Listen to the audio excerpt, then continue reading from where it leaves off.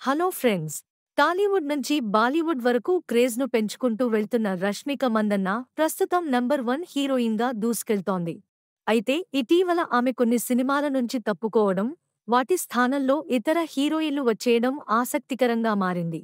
నితిన్ సినిమాలో ఆమె స్థానాన్ని శ్రీలీల భర్తీ చేయడం ఇప్పుడు టాక్ ఆఫ్ ది టౌన్.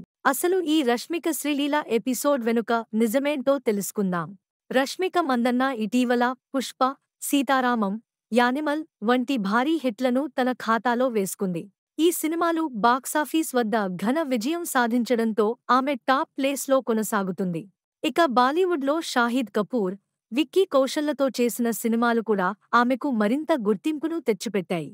ప్రస్తుతం పుష్పతో పాటు నితిన్తో మరో సినిమాకు సైన్ చేసింది. నితిన్ హీరోగా రూపొందుతోన్న రాబిన్ హుడ్ సినిమాకు తొలుత రష్మికను హీరోయిన్గా ఎంపిక చేశారు. అయితే ఇటీవల ఆమె స్థానంలో శ్రీలీలను తీసుకున్నారు.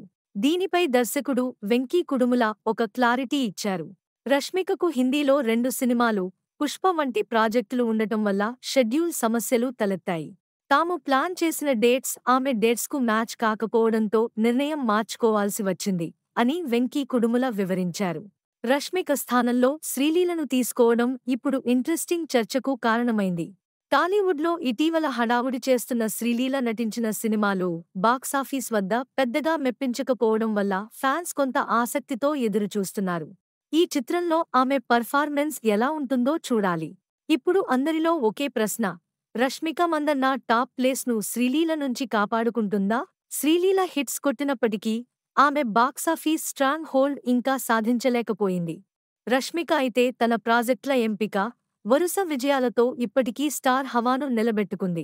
పరిశ్రమలో పోటీ అనేది కామన్, కానీ ప్రతిభ ఉంటే ఎవరినీ ఆపడం సాధ్యం కాదు.